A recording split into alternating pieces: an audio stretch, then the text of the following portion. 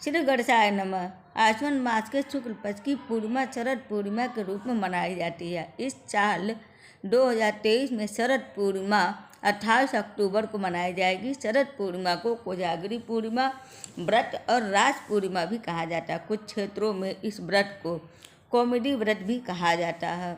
इस दिन चंद्रमा व भगवान विष्णु का पूजन व्रत कथा पढ़ी जाती है, सुनी जाती है। धर्म ग्रंथों के अनुसार इसी दिन चंद्र अपनी 16 कलाओं से भरपूर होते हैं। इस मौके पर कथा जरूर सुनना चाहिए। पौराणिक कथा के अनुसार एक बार एक गांव में एक व्यापारी रहा करता था जो व्यापार के मामले में बहुत ही निपुण था। गांव के सभी लोग व्यापारी की बहुत प्रशंसा किया करते थे और उससे ही व्यापार की सभी वस्तुएं खरीदा करते थे। उस व्यापारी की 2 बेटियां थीं। वह अपनी बेटियों से बहुत प्रेम किया करता था।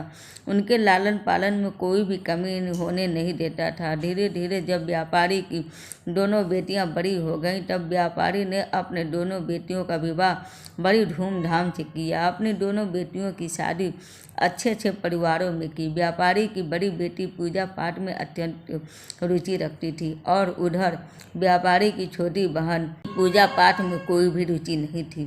शादी के बाद व्यापारी की दोनों बेटियों ने माता शरद पूर्णिमा का व्रत रखना शुरू कर दिया। व्यापारी की बड़ी बेटी बहुत ही ध्यानपूर्वक और मन लगाकर शरद पूर्णिमा की पूजा की तैयारी की थी और उपवास रखा हुआ था।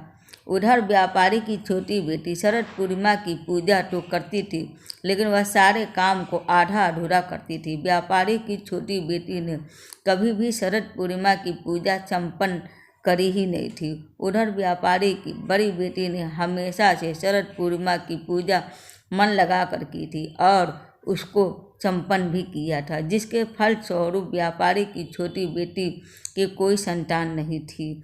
जब भी कोई संतान होती तो वह तुरंत मर जाती। उधर व्यापारी की बड़ी बेटी की संतान की प्राप्ति हुई और उसके बच्चे सही सलामत और स्वस्थ हुए। यह देखकर यह व्यापारी की छोटी बेटी बहुत परेशान हो जाती है और उसने एक ब्राह्मण के पास जाने का निर्णय लिया। जब व्यापारी की छोटी बेटी ने ब्राह्मण के पास जाकर उनसे पूछा कि महाराज, मेरे जब भी कोई संतान होती वह मर क्यों जाती है और मेरी बड़ी बहन की जब भी कोई संतान होती तो वह स्वस्थ रहती, ऐसा मेरे साथ क्यों होता है। जिसके बाद उस ब्राह्मण में व्यापारी की छोटी बेटी से कहा कि तुमने जो अपराध किया है उसका फल तुमको मिल रहा है, जिसके कारण तुम्हारी कोई भी संतान होती है तो वह मर जाती है।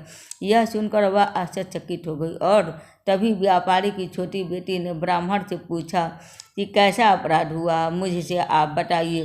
तब ब्राह्मण ने व्यापारी की छोटी बेटी को बताया कि तुमने कभी भी शरद पूर्णिमा का व्रत और उनकी पूजा नहीं की, उसको हमेशा आधा अधूरा छोड़कर खत्म किया है, जिसके कारण से तुमको यह कष्ट झेलना पड़ रहा है।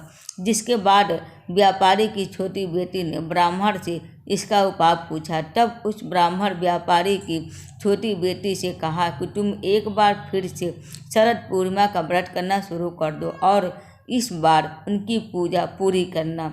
जिसके बाद व्यापारी की छोटी बेटी ने ब्राह्मण की बात मानकर शरद पूर्णिमा की पूजा करने की तैयारी करने लगी और व्रत भी रखा। इस बार पूजा संपन्न की थी, लेकिन हर बार की तरह इस बार भी जब व्यापारी की छोटी बेटी को संतान की प्राप्ति हुई तब उसकी संतान एक बार फिर से जन्म के बाद मर गई, जिसको देखकर वह बहुत क्रोधित हो गई। जिसके बाद उसने अपनी बड़ी बहन को अपने घर बुलाया ताकि वह उससे बदला ले सके कि मेरे साथ ऐसा ही क्यों होता है। जिसके लिए व्यापारी की छोटी बेटी ने एक पाटे में अपने मरे हुए बेटे को लिटा दिया और उसके ऊपर से एक चादर से उसको डाल दिया, जिससे वह दिखे ही नहीं, और अपनी बड़ी बहन को अपने घर बुला लिया। जिसके बाद व्यापारी की छोटी बेटी ने अपनी बड़ी बहन को उसी पाटे पर बैठने के लिए कहा जिसमें उसका मरा हुआ बच्चा लेटा हुआ था। जैसे इसकी बड़ी बहन उस पाटे पर बैठने लगी तब उसको कुछ अजीब लगा, जिसको देखने के लिए वह उठी और उसने देखा कि नीचे तो एक बच्चा लेटा है, जिसको व्यापारी की बड़ी बेटी ने छुआ तो वह मरा हुआ बच्चा जोर जोर से रोने लगा।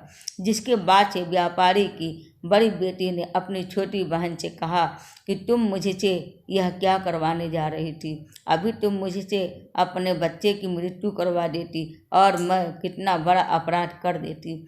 जिसके बाद से उसकी छोटी बहन ने अपनी बड़ी बहन को बताया कि यह बच्चा तो पहले से ही मर चुका था, लेकिन जैसे ही तुमने इस बच्चों को छुआ वह पुनः जीवित हो गया। तुमने मेरे बच्चों को नया जीवन दिया है।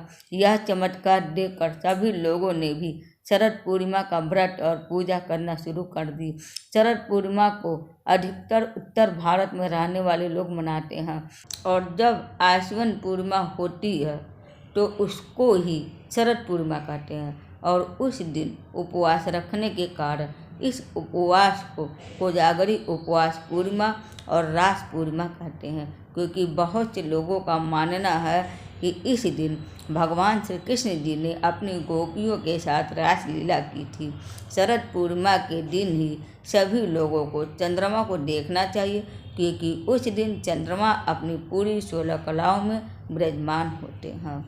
तो इस बार चंद्र ग्रहण लग रहा है, तो इसलिए चंद्रमा का दर्शन नहीं किया जाएगा और घर के अंदर ही या तो आप मंत्र जप करके भगवान चंद्रमा जी का आकृति का स्मरण करके आप पूजा करके आप पार करके उसको संपन्न मान सकती हैं। उम्मीद करती हूँ कि आप सबको मेरा वीडियो पसंद आया होगा।